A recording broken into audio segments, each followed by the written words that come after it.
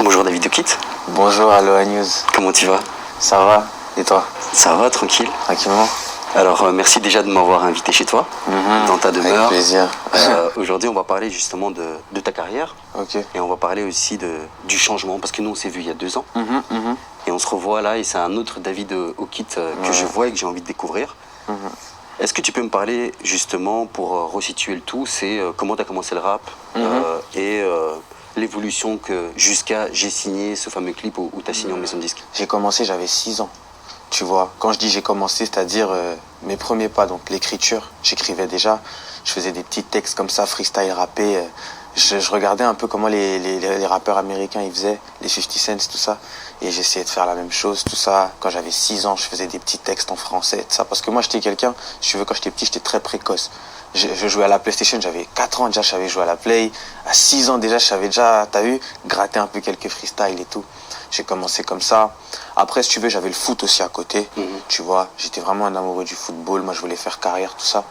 Mais après, je suis allé vivre au Congo, tout ça. Ça veut dire, ça m'a un peu stoppé dans le bail. Tu connais, au Congo, il n'y a pas beaucoup d'opportunités, à moins que tu sois vraiment très fort, tu te distingues pour après espérer taper dans l'œil d'un recruteur. Du coup, je me suis rabattu sur la musique, tu vois. J'ai commencé à le faire sérieusement à partir de 2018. Et c'est justement en 2018 que ça a commencé à péter. Avec les freestyles 1 minute de rap, j'ai gagné je crois 3-4 fois. Et puis il y a eu Ghost Killer Track qui est venu. Et puis il y a eu une signature chez Trace Urban. Et puis il y a eu Polydor qui m'a sollicité. Non, il y a eu Skyrock, Big Flo et Oli. Il y a eu Skyrock novembre 2018, 2 jours avant mon anniversaire je crois, ou le même jour, je sais même plus. Et puis t'as eu Universal qui m'a contacté on va dire en décembre 2018 pour me signer en janvier 2019. Et est-ce que cette ascension, elle a été rapide, je trouve? Parce que tu commençais tes trucs sur Insta, Ouais. ça pète, tu signes dans la foulée, etc. Ouais. Est-ce que c'était pas un peu beaucoup de pression d'un coup? Comment tu l'as vécu finalement ce truc-là? En fait, tu sais, c'est bizarre parce que c'est vrai que c'était rapide. L'ascension, elle était très rapide parce que dès que j'ai décidé de m'y mettre sérieusement, c'est-à-dire, ok, je m'y mets, et ben la même année, tout s'est débloqué, tu vois. Mais j'avais pas la pression. Pourquoi? Parce que dans un coin de ma tête, il y avait encore le foot quand même. Tu vois, j'avais 18 ans, 17 ans et demi, mais il y avait encore le foot. Ça veut dire la musique, t'as vu, c'était plus en mode je me rabats. Je me rabats sur la musique en attendant de pouvoir jouer dans un club. Parce que moi, vraiment, c'était le foot où je m'épanouissais le plus, t'as vu. C'est pour ça, si j'avais en fait cet amour de la musique tout de suite, ben, j'aurais ressenti la pression. Mais comme j'avais encore un peu... La musique, c'était plus un plan B. Ben, tu ressens pas vraiment de pression quand tu travailles sur quelque chose, tu vois. Après ta signature, Ok. on s'est dit, David Okit, il va envoyer. Ouais. Et j'ai eu le sentiment que tu avais disparu quelque part. En tout cas, des plateformes artistiques, etc. Ouais. Qu'est-ce qui s'est passé à ce moment-là? Qu'est-ce qui t'est arrivé dans ta vie finalement? En fait, si tu veux, je suis passé par une période très difficile qui a duré plusieurs mois. C'était en fait une dépression qui a commencé petit à petit, tu vois, à partir de octobre 2019. Ok. À partir de octobre, si tu veux, en fait, avec Universal, avec Polydor, on n'avait pas de plan. Enfin, on n'avait pas de plan pour moi. C'est-à-dire, ok, on a envoyé, le petit, il est bon, il sait faire ça et tout, mais qu'est-ce qu'on en fait, tu vois? Et du coup, comme il fallait, on va dire, trouver quelque chose à faire, moi, entre-temps, je voyais mes potes, ils avançaient. Parce que si tu veux, moi, quand j'ai commencé, pour te dire les termes, j'étais avec... j'avais des potes, j'avais Gambi, j'avais Kaza, tu vois, des mecs comme ça. Et octobre 2019, Gambi, il pète. Il pète complètement. Mais quand je te dis il pète, c'est il pète. Kaza, il est là. Il est dans son single d'or, il arrive. Et moi, je suis le seul, je suis derrière. Tu vois. Et bizarrement, faut savoir que la différence entre 2018 et 2019, c'est que j'étais tombé amoureux de la musique entre-temps. Ça veut dire, frère, il n'y avait pas de plan, on savait pas trop comment faire. On sort un clip, ça prend pas comme ça, on avait prévu que ça prenne. Ça veut dire, je commence à me poser plein de questions.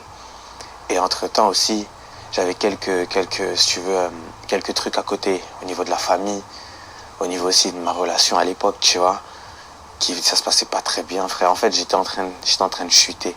Frère, j'étais en train de tomber dans un truc. Et c'est même ça, si tu veux, cette période-là qui a contribué à mon changement, tu vois, la période où il se passait vraiment rien. Comment tu fais pour digérer tout ça? Comment tu fais pour affronter quelque part tout ça? Parce que c'est plein de trucs qui arrivent, comme tu dis, voilà, tu étais avec des poteaux, des dînors, des trucs qui montent, qui font leur bonhomme de chemin. Mais toi, tu passes de plan B à j'ai plus de plan. J'ai plus de plan. Tu vois? Ouais. Bah en fait, justement, comment je fais pour digérer tout ça? bah, j'ai rien pour digérer tout ça. Parce que en fait, si tu veux, moi, ma priorité, c'était la musique. Et la musique, elle était en train de me tourner le dos. Mon dernier plan était en train de me tourner le dos. Ça veut dire que j'avais plus rien. Et c'est pour ça, en fait, si tu veux, c'est ce processus-là qui a emmené à mon changement. Parce que j'avais plus rien sur quoi me rabattre. Ok, j'aimerais bien me consoler en continuant à faire du studio pour oublier ma peine. Tu vois, moi, j'étais quelqu'un, je buvais pas beaucoup d'alcool, je fumais pas. Donc ça veut dire que j'avais pas, en fait, ce truc-là qui pouvait me consoler. Je consommais pas de drogue non plus. Et donc, j'avais plus rien. Et c'est ça, en fait, et c'est ça qui m'a justement fait me tourner, en fait, vers Dieu, tu vois. En fait, c'est par ces choses-là que le Seigneur m'a vraiment touché. Parce que j'avais plus rien, frère. J'avais plus rien. Genre, la musique, ça marche pas. Ma relation, ça marche pas. Avec la famille, que des embrouilles. La daronne, ça va plus. Frère, on se parle plus. On s'engueule à chaque fois qu'on se parle. J'allais plus à l'école. J'avais pas de fac. Je perdais des amis un par un. J'avais plus trop, tu vois. Et c'est vers ces choses-là. En fait, c'est par ces choses-là que justement, j'ai trouvé le chemin. J'ai trouvé le chemin du Seigneur, tu vois. Est-ce que tu te souviens de ce moment décisif, on va dire, qui fait que, en fait, malgré tout ça, là, malgré toutes les portes qui se ferment, bah, pour toi, tu as trouvé une autre porte. Comment ça s'est passé? C'est après une rupture amoureuse. Ok. Ouais, c'était après une rupture amoureuse. Tu vois, moi, j'étais amoureux. Je suis toujours amoureux, d'ailleurs. Tu vois, j'étais amoureux d'une fille, de ça. Et on avait fait 3 ans ensemble, depuis les débuts, depuis que j'avais commencé. Et si tu veux, avec la musique, je te cache pas que j'ai fait n'importe quoi. Tu vois, avec la fame un peu. Il y a des gens, ils venaient vers moi, les filles, tout ça. Et je t'avoue, je suis tombé dedans. Pendant que j'étais amoureux, pendant que j'étais en couple, comme on dit, tu vois. Mais malgré ça, mon cœur était quand même chez cette personne-là. Et ça fait que, frérot, quand ça s'est terminé, parce que j'avais fait n'importe quoi, etc. Et même j'étais devenu un peu parano, pervers narcissique. Parce qu'en fait, si tu veux, moi, je faisais n'importe quoi.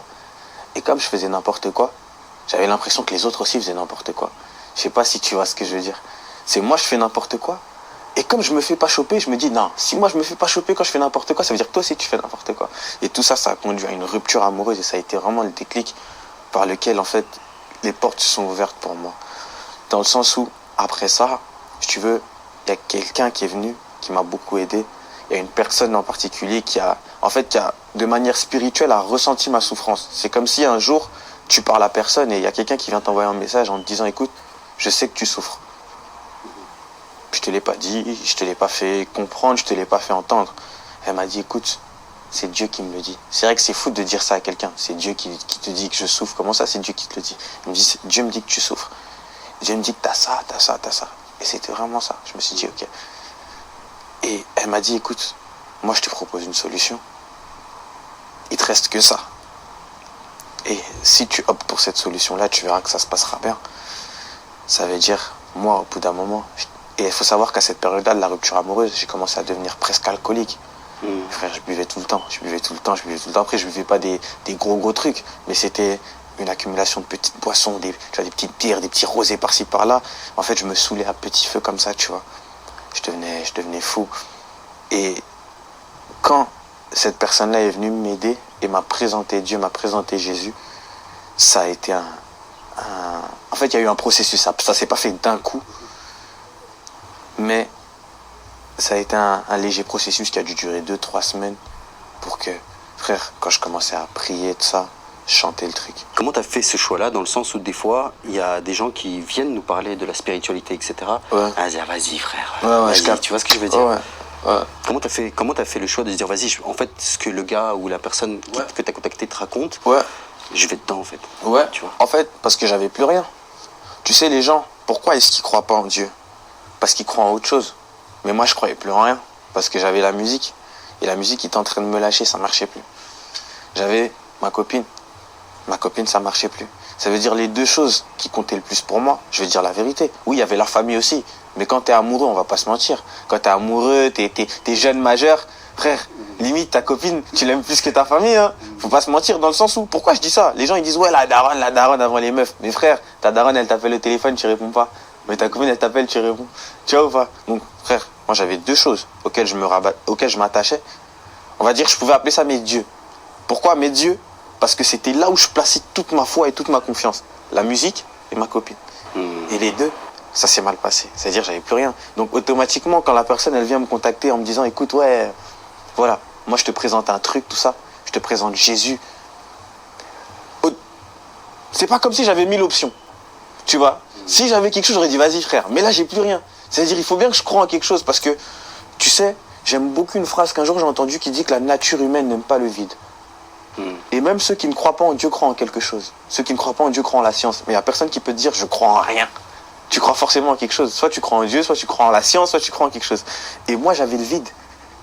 Et en fait, quand elle est venue, comme la nature humaine n'aime pas le vide, comme la nature tout court n'aime pas le vide, ben, il fallait que je prenne quelque chose. Et mon cœur était disposé à écouter ce qu'elle avait à me dire.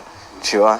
Je suis tellement tombé, le péché n'arrête pas de me harceler. Je me rappelle à une période, je perdais espoir et morcelé. Tu as fait ce changement, on va dire, spirituel, personnel aussi. Quand est-ce que tu t'es dit, parce qu'il y a beaucoup de gens, par exemple aujourd'hui, même des rappeurs, qui ont un cheminement spirituel, mais qui ne le retranscrivent pas forcément dans leur musique. Dans la musique, ouais.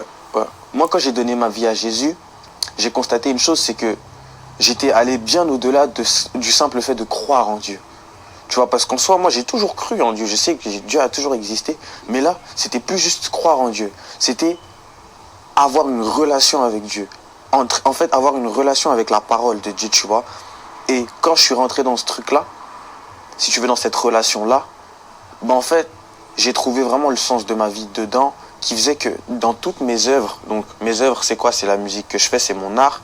Ben en fait, je me devais de le consacrer. Tu vois, je me devais de le consacrer, même si tu veux, dans les Saintes Écritures, tu vois, dans la Bible, parce que moi je crois en Jésus.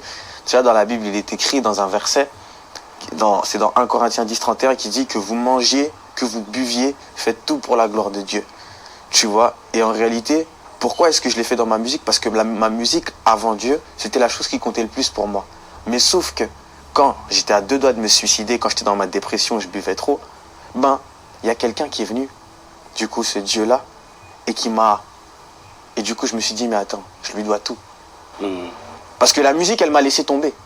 Tu vois, donc pourquoi tu veux que je continue à faire des sons où je parle de plein de trucs, mais après, je l'ai fait une fois, ça n'a pas marché. Là, j'ai failli me suicider, frère. Ma copine, c'était terminé. Ma famille, ça allait plus. J'étais à 2 doigts de mourir. Et c'est ce Dieu-là, en fait, c'est la reconnaissance que j'ai envers lui qui a fait que je me dis, ok, maintenant, tout ce que je fais, je vais te présenter. De la même façon que celui qui est dans la situation dans laquelle j'étais, dépression, etc., bah que lui aussi puisse, tu vois, te rencontrer comme je t'ai rencontré, tu vois. Et est-ce que tu as eu ces réflexions, disons, de business aussi, de se dire, je suis signé, mon public il m'a connu pour un discours, et là je fais un virage en 360 degrés. Ouais.